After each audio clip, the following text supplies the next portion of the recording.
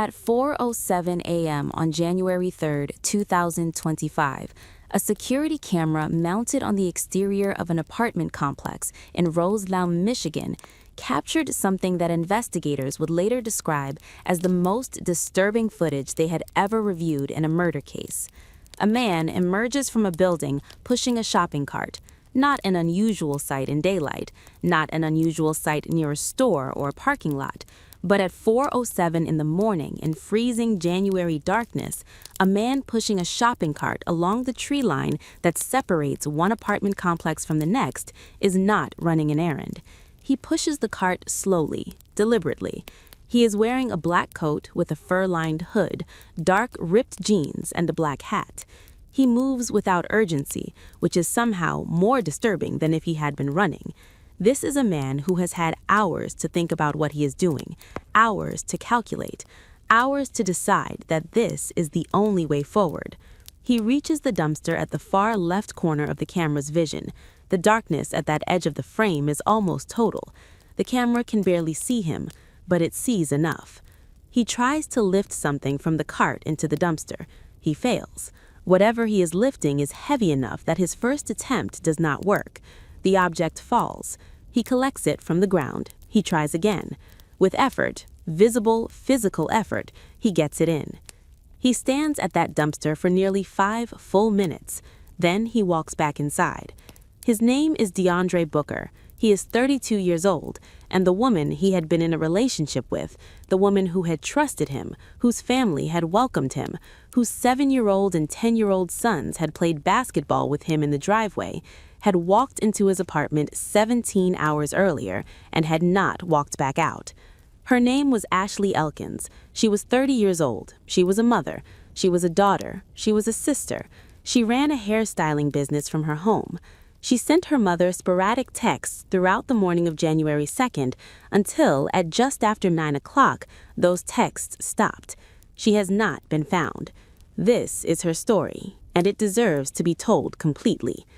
Before we go any further into evidence and timelines and courtroom footage, and we will get to all of it, I promise you, including a search history that stopped investigators cold and a piece of surveillance footage that I genuinely could not stop thinking about after I first watched it, I need you to know who Ashley Elkins actually was, because the case file is full of her absence, full of the space where she should be. And to understand the weight of that absence, you need to understand what filled it when she was alive.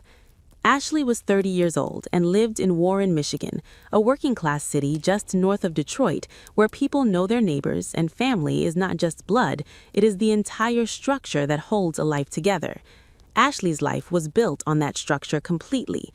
Her mother, Monica, her sister, Alexis, the father of her boys, her grandmother, her aunts. A circle of people who described her the same way, independently, without prompting. She was the center. She was the one who held things together. She had 2 sons, 7 and 10 years old. She had built her entire daily life around them in the specific way that single mothers do, where every decision, every errand, every appointment is measured against the question of how long it takes and when she can get back. On the morning of January 2nd, she left them with her younger sister Alexis. She was not meant to be gone long. She had a few things to do. She would be back. She ran a hairstyling business from home. This detail matters more than it might seem, and we will come back to it, because DeAndre Booker used it against her in one of the most calculated and cold-blooded ways I have encountered in any case I have researched for this channel. By every account, Ashley was generous, warm, the kind of person who picked up the phone when you called and who showed up when you needed her. Her mother Monica described her the way mothers describe daughters they are still trying to make sense of losing, in present tense, in specific details, in the particular texture of a person rather than a summary of their qualities. She was also, in the months before she died, afraid. Not loudly afraid, not in a way that she announced to everyone around her, but afraid in the quiet, watchful way that women become afraid when someone they used to trust has started to feel dangerous. She had broken up with DeAndre Booker the previous September. She had made a conscious decision after the breakup to create distance. When he called, she did not answer. She changed the rhythms of her daily life in small ways that people who have never felt followed would not think to notice. In the weeks before she disappeared, she told family members that she believed DeAndre was following her. She was right.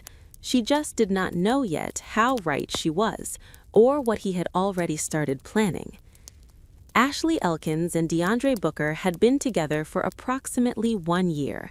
In that time, he had woven himself into the fabric of her family with the kind of patience and intentionality that, in retrospect, reads less like love and more like infiltration. He met her relatives, he spent holidays with them, he helped out with her boys, the 7-year-old and the 10-year-old who would sit with him in the driveway shooting hoops, who he took for haircuts, who he looked after when Ashley needed to run errands. Ashley's family accepted him, fully, completely, in the way that families accept someone when they believe that person is going to be permanent. "I thought he was the one who was going to marry her," one family member said. "He was always in my house. I cooked. He was part of the family." That is the sentence that has stayed with me since I first read this case. He was part of the family, past tense, because at some point between being part of the family and the morning of January 2nd, 2025, something shifted in DeAndre Booker, something curdled, something that had been performing love began performing something else entirely. We do not know with certainty what caused the breakup in September. We do not know what Ashley knew or felt or saw in those final weeks of the relationship that made her decide it was over. What we do know is that she made that decision, she communicated it, and DeAndre Booker did not accept it. When he called after the breakup, she did not answer. When he showed up, she created distance. She told family members she believed he was following her. She was managing a threat that she understood was real without yet knowing the full shape of what it would become. Then, a few days before January 2nd, the shape became a little clearer. DeAndre Booker made an appointment with Ashley's hairstyling business, under a fake name. He knocked on her front door. He knocked on the side door. She realized who it was and told him to leave. He left. 2 days later, she was gone. On the morning of January 2nd, 2025, Ashley Elkins left her house in Warren, Michigan just after 8 o'clock. She drove her silver Chevrolet Malibu to a 7-Eleven and was captured on the store's camera entering at around 8 a.m. She is wearing an orange shirt, a black jacket, and dark jeans. Throughout the morning, she exchanged sporadic text messages with her mother, Monica. These were the kinds of texts mothers and daughters sent each other throughout the day: brief, warm, ordinary. The texture of a relationship that is in constant low-level contact because that contact is the comfort. Then, at just after 9 o'clock, the texts stopped. Monica noticed immediately, not in a dramatic way, not a sudden alarm, but in the way that a mother's nervous system registers the absence of something it was expecting. She texted Ashley about a dream she'd had the night before. An upsetting dream, she said. She had dreamed that Ashley's car had been stolen. The response that came back was 2 words: "Oh man." Monica stared at her phone. That was not how Ashley texted. That was not the rhythm of her daughter's voice in a message. It was not wrong enough to call the police about.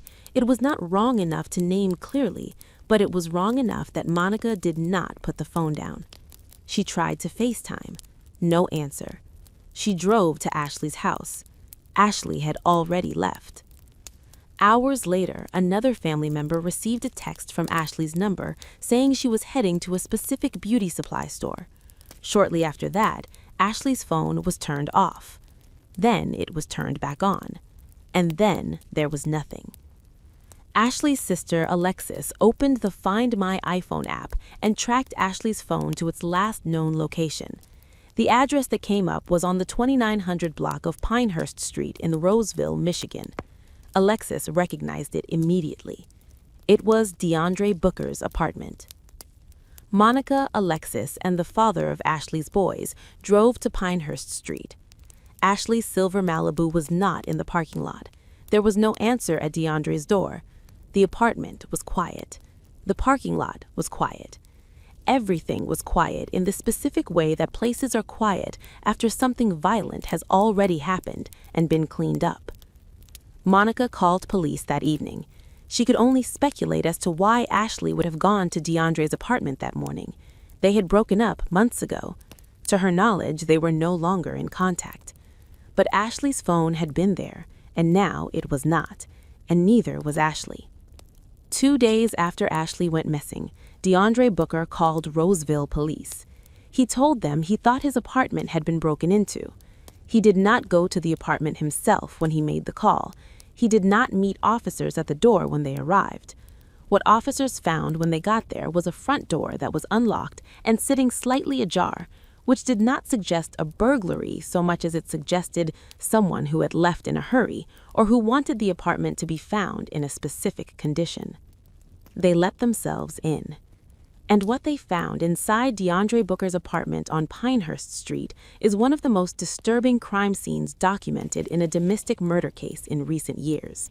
Not because of what was visible, though what was visible was alarming enough, but because of what the cleaning told them, about the time that had been spent, about the calculation, about the hours between Ashley walking in and DeAndre walking out. The first thing they noticed was the smell. Bleach. Heavy, unmistakable, the kind of concentration that does not come from routine cleaning, the kind of concentration that comes from someone trying to eliminate something biological and doing so with desperation rather than precision. The living room appeared relatively normal at first pass.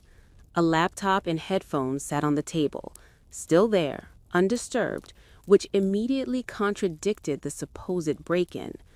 On the sofa, a pair of yellow rubber gloves had been left on the cushion, discarded, as though whoever had been wearing them had simply pulled them off and set them down without thinking. The bathroom is where everything stopped. 2 bottles of bleach, one on the counter next to the sink, one on the floor next to the bathtub. The shower curtain was missing, not fallen, not bunched, simply gone, rod empty. The drain plug sat in the middle of the tub rather than in the drain, and in the drain itself, visible to the naked eye, small items had become caught. An officer used tweezers to pull them out. Hair, caught in what appeared to be the remnants of a blood-like substance. On the tile walls, on the side of the bathtub, on the baseboards, on the floor, on the back of the bathroom door. Small spatter stains, the kind that a cleaning attempt reduces but does not eliminate, the kind that bleach lightens but does not erase, the kind that luminol finds weeks later in the exact shape and distribution of what they always were. Down the hallway from the bathroom, more spatter on the closet door and the walls. In the kitchen, a box of heavy-duty garbage bags, several used. A second set of lighter pink bags distributed throughout the apartment. The waste bin empty with a fresh bag inside. A mop showing the residue of an attempted cleanup. Investigators called in a plumber to take apart the pipes. From the bathtub drain, they pulled 3 items. A bullet fragment, 1 silver hoop earring, a small clump of hair. Underneath the couch, they found a handgun, registered to DeAndre Booker. Ashley Elkins had walked into that apartment on the morning of January 2nd. Every piece of physical evidence in that bathroom, in that hallway, in those pipes, told the same story about what had happened to her there.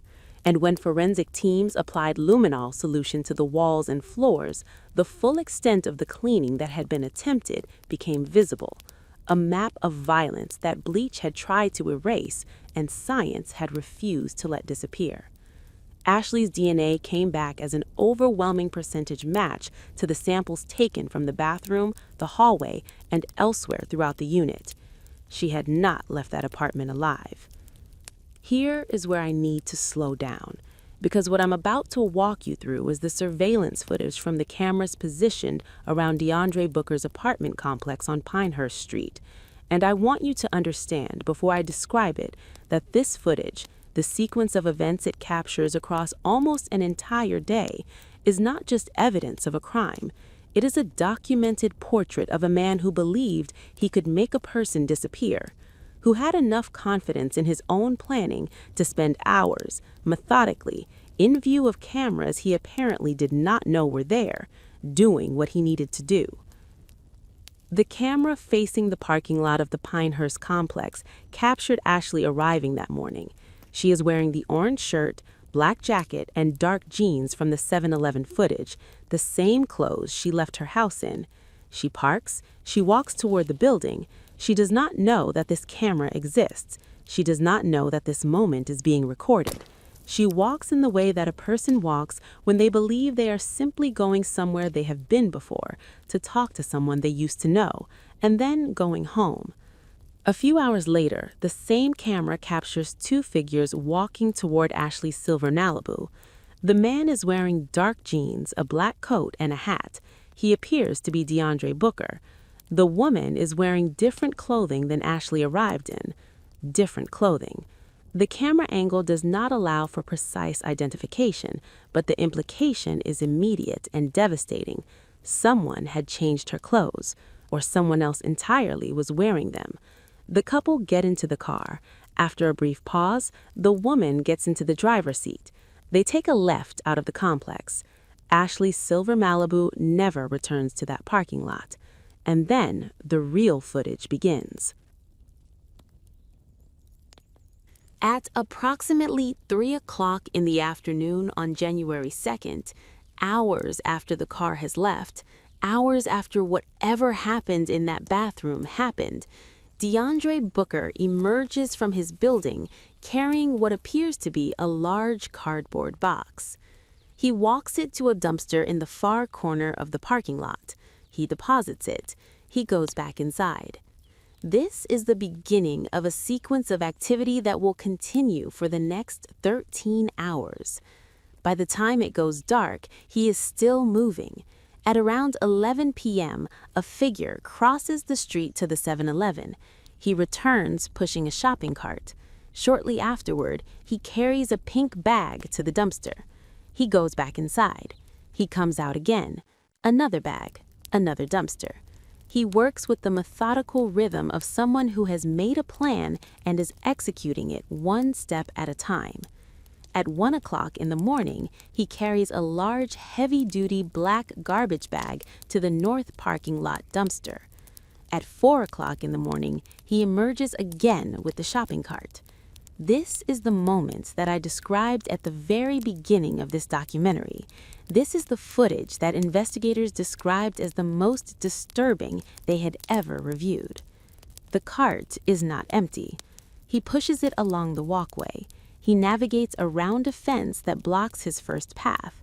He finds the dumpster at the far left corner of the camera's frame, the place where the darkness is deepest, where the camera can barely reach. He tries to lift something from the cart into the dumpster. He fails. The object is too heavy for his first attempt. It falls.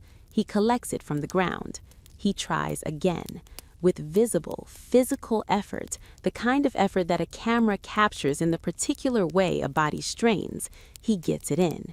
He stands at that dumpster for nearly 5 full minutes. Then he walks back to his building. It is not yet 5 o'clock in the morning. In an hour, he will call an Uber from outside the Motor City pawn shop near his apartment. Cameras will capture him disposing of a few final items there as well, and he will ride to a girlfriend's house in Flint, Michigan, where he will believe, for a few days at least, that he is safe. By the time investigators uncovered all of this surveillance footage, the garbage collection trucks had already come. Everything DeAndre Booker had spent 13 hours disposing of in the dead of a January night, every bag, every box, every item pushed in that shopping cart to every dumpster on that property, was gone. Almost everything. Forensic teams seized the dumpsters and analyzed the residue in their containers. At the bottom of the dumpster where the shopping cart had stopped at 4 in the morning, they found traces of blood.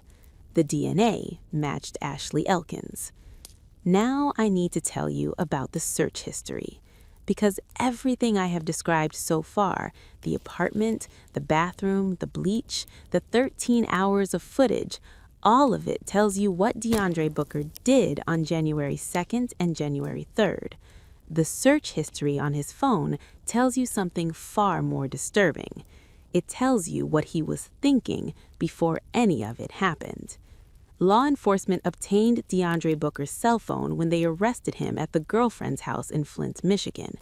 With a search warrant allowing them access to the device's data, investigators began going through the search history. What they found was not the record of a man who snapped in a moment of rage. It was not the digital footprint of an impulsive act. It was a timeline of planning. On December 29th, 4 days before Ashley disappeared, 2 days before he made the fake hair appointment to try to get inside her house, DeAndre Booker searched 2 things on his phone. The first search was 9mm silencer. The second search was murder out of rage X. Let that settle for a moment. 4 days before Ashley walked into his apartment and never walked out, DeAndre Booker was on his phone searching for information about silencers for a 9mm handgun, the same caliber of the registered weapon that would later be found under his couch, and searching a phrase referencing murder driven by rage toward a specific person. After he made the fake hair appointment and was turned away from Ashley's door, after she recognized him and told him to leave, he went home and searched again. Shotgun through pillow. Can you track location when phone is off? He was searching for methods. He was searching for ways to silence a weapon. He was searching for ways to prevent someone from being tracked. In the days between being turned away from Ashley's door and the morning of January 2nd, DeAndre Booker was not cooling down. He was not reconsidering. He was researching. And then, after the apartment, after the 13 hours, after the shopping cart at 4 in the morning and the Uber to Flint, while he was sitting in a girlfriend's house believing he had gotten away with it, he searched 3 more things. What to do on the run, how to beat a polygraph, delete Google history. That last search is the one that prosecutors will stand in front of a jury and let breathe in silence. Because a man who searches delete Google history after searching 9mm silencer and murder out of rage and what happens to trash after it's picked up is not a man who acted without thinking. He is a man who thought about everything and still got caught because he searched delete Google history too late. I need to tell you about Payne Barksdale, because Payne Barksdale is the person in this case who keeps me up at night in a way that is different from the evidence, different from the footage, different from the search history. She is the person in this story who did nothing wrong and who will carry what was done to her, what was done through her, for the rest of her life. Payne is the adopted daughter of DeAndre Booker's sister. Less than a decade separated them in age, but in Payne's experience of the world, DeAndre was her uncle, an older, stable, supportive presence in her young life. She had grown up adoring him, in the way that young people adore the adults who show up for them consistently, who make them feel seen, who fill a role that the word uncle doesn't fully capture but comes closest to naming. Over the years, they had lost touch. Recently, they had reconnected. On the morning of January 2nd, 2025, while investigators believe Ashley Elkins was already dead inside his apartment, DeAndre Booker called Payne. He needed a favor. Could she come by in the early afternoon and move a car? He explained it carefully. A coworker's car. The coworker had recently bought it and it wasn't registered yet. The coworker didn't have a license. DeAndre didn't want the car in his complex's parking lot because the police were active in that area, and he didn't want anyone getting in trouble. If Payne could drive it, since she had a license, they would drop it at the coworker's place, and that would be that. He requested an Uber to pick her up from her apartment and bring her to his. Payne said yes, because it was her uncle, because it was a simple favor, because nothing about the request framed the way he framed it sounded like anything other than what he said it was. She arrived at the Pinehurst complex for the first time in her life. She had never been there before, did not know the address, only knew the city. She got into the silver Malibu with DeAndre. They drove to an apartment complex several miles away and left the car there, keys on the seat, the way he had told his coworker wanted. Before they called the Uber back, DeAndre took a bag from the car to a nearby dumpster and disposed of it. Payne did not know what was in the bag. Their final stop was a beauty supply store, the same store that Ashley had supposedly texted a family member about visiting that morning. Payne went inside the store while DeAndre waited in the Uber. He had asked her to pick up a couple of items. While she was inside the store, DeAndre Booker, investigators believe, powered Ashley's cell phone back on, creating a location ping that placed Ashley's phone at a beauty supply store, placing her digitally somewhere she could plausibly have chosen to go, moving the last known location of a dead woman's phone away from his apartment and toward a mundane errand. When Payne came back to the Uber, he asked her a question. He asked, "If you turn a phone off, will anyone still see your location?" She told him that whatever location the phone was at before it was turned off would still be visible. He then asked if he and Payne could share locations with each other. Payne did not understand why, but she said yes, because it was her uncle, because you say yes to favors from people you trust. She testified about all of this at the preliminary hearing in August 2025. She sat in a courtroom and told the judge about the call, the car, the bag at the dumpster, the beauty supply store, the question about tracking. She told the truth, completely and without hesitation. She did not know she was moving a dead woman's car. She did not know she was sitting in an Uber while her uncle used her errand as cover for a digital deception. She did not know that the man she had adored since childhood had spent the previous 4 days searching for ways to kill someone, had spent the morning killing her, and had spent the afternoon recruiting the people around him to unknowingly help him cover it up. She knows now, and she will know for the rest of her life. On January 13th, 2025, 11 days after Ashley Elkins disappeared, 15 law enforcement agencies from across Michigan gathered at the Pine Tree Acre Landfill in Lenox Township. The landfill covers more than 370 acres. The targeted search area covered 6.5 of them. They sifted through the trash 2 inches at a time, 2 inches at a time, across 6.5 acres, for 5 straight days.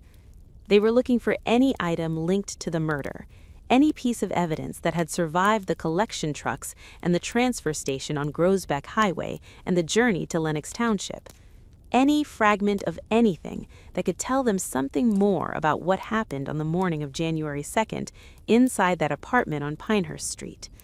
And if they were fortunate, if the circumstances of disposal had somehow preserved what investigators most needed to find, they were looking for Ashley, for her body, for her remains, for the physical proof of her existence in that apartment beyond the DNA on the tiles and the bullet in the drain and the blood in the dumpster, for something her sons could bury. They searched for 5 days. They found items they took back for processing. They were cautiously optimistic in the language that law enforcement uses when they want to be honest without being definitive. After a week, the search was called off. Ashley Elkins was not found. DeAndre Booker was initially arrested on charges of lying to a peace officer because the lies he told investigators during their initial phone conversations were easily and immediately disprovable. He said Ashley left his apartment wearing the same clothes she arrived in. The surveillance footage showed a woman leaving in different clothes. He said she left in her silver Malibu. The footage and the phone data showed her car was moved hours later by someone else. These were not sophisticated lies. They were the lies of a man who did not yet know how much the cameras had seen. He was located at the girlfriend's house in Flint, where investigators tracked him through camera footage and phone data from the morning of January 3rd onward. When they arrested him, they found his clothing: the black fur-lined coat, the dark ripped jeans, the black hat, identical to what the surveillance footage showed the figure wearing during 13 hours of disposal in the parking lot. His phone data painted the rest of the picture. At his arraignment, he was held on a $250,000 bond. What followed in the months after his arrest has been, by every courtroom account, one of the most erratic and disturbing displays of defendant behavior in recent Michigan legal history. At his pre-trial hearing in August 2025, DeAndre Booker refused to sit while in court. He stood while Ashley's mother took the stand. When prosecutors objected to what they described as posturing designed to intimidate witnesses, the judge acknowledged the concern on the record. Over several days of pre-trial hearings, he routinely refused to get dressed or leave his cell to attend in person. When court staff attempted to connect him by video, he would not stop screaming long enough for proceedings to continue. His screaming was audible on the courtroom feed, raw, formless, the kind of noise that is less about communication than it is about filling space with chaos. In the midst of this chaos, prosecutors methodically presented their case through the testimony of responding officers, detectives, and forensic lab technicians. They presented 200 pieces of evidence. 200. The preliminary hearing was comprehensive enough that Judge Bodker agreed with the defense's request to extend the ruling timeline so that the full court transcripts and every piece of evidence could be thoroughly reviewed. That process was expected to take several months. As of the publication of this documentary, DeAndre Booker has not yet gone to trial, and Ashley Elkins has not yet been found. DeAndre Booker's background had emerged in the months following his arrest in fragments, each one adding a layer to the picture of who this man was before January 2nd. He was a veteran of the United States Army. He went AWOL in 2017 and was later less than honorably discharged. He had prior charges of larceny and fraud. He was unemployed at the time of Ashley's murder. None of this explains what happened. Nothing explains what happened. The family that accepted him, that cooked for him, that let him take their grandsons for haircuts, that believed he was the one Ashley would marry, has spent the months since her disappearance sitting with a question that has no satisfying answer. What could possibly have caused this? What could have shifted so completely in a man who had seemed, for a year, like someone who belonged in their lives? The search history offers the only window into his internal state in those final days. Murder out of rage, X. That phrase, whatever it references, whatever he was looking for when he typed it, suggests that what he felt toward Ashley in those final weeks was not grief over a lost relationship. It was not sadness. It was rage. The specific, consuming rage of someone who had decided that the woman who left him had done something unforgivable simply by leaving. She had distanced herself. She had not answered his calls. She had turned him away from her door when he came disguised as a client. And in his mind, in whatever calculation was happening in the days between December 29th and January 2nd, those acts of self-protection on her part had become offenses that required a response. She was protecting herself from him, and he decided that was not something he was willing to accept. Ashley's two sons are 10 and 7 years old. They are in the care of their father and their extended family. The circle of people who loved Ashley, who are still loving her in the present tense because love does not shift to past tense simply because someone is gone, have wrapped around those boys with the specific, fierce tenderness of people who understand that the most important thing left to do is make sure those children know they are not alone. A GoFundMe has been established to create a financial trust for Ashley's sons. The link is in the description below this video. I want to be transparent that I have no financial connection to this fund. I am including it because Ashley's family asked for it to be shared, and because those boys deserve every resource their community can provide. Ashley's mother, Monica, continues to speak publicly about her daughter. She continues to demand answers. She continues to say Ashley's name in rooms where it needs to be said. She is the kind of mother who drove to Morgan Creek, who drove to Pinehurst Street at night when she could not reach her daughter, who went to the police, who has sat in courtrooms watching a man she once welcomed into her family refuse to sit, refuse to dress, refuse to participate in the process of being held accountable for what he did. She has not stopped. She will not stop. And as of today, as of the moment I am recording this documentary, DeAndre Booker has not gone to trial. The 6.5 acres of Pine Tree Acre landfill yielded the evidence that confirmed what investigators already knew, and did not yield the thing that Ashley's family needs most. There are still questions this case has not answered. There are still proceedings that have not concluded. There is still a body somewhere that belongs to a mother of two who left her house on a January morning to run a few errands and told her sister she would not be long. I will be covering this case as it develops. When DeAndre Booker goes to trial, and he will go to trial, I will be here. Subscribe and turn on the bell notifications so you do not miss that video. Because the story of Ashley Elkins is not finished, and she deserves for every chapter of it to be told. Her name was Ashley Elkins. She was 30 years old. She had 2 sons, a 7-year-old and a 10-year-old, who she built her entire life around. She ran a hair business from her home. She sent her mother texts throughout the day because that contact was the comfort of their relationship. She was the center of a family that is still standing in the space where she should be, still saying her name, still demanding that the world knows she existed and that what was done to her matters. She knew something was wrong. She told people. She changed her patterns. She turned him away from her door. She did everything right. She deserved so much more time. Thank you for watching. I am Chloe, and I will see you in the next one.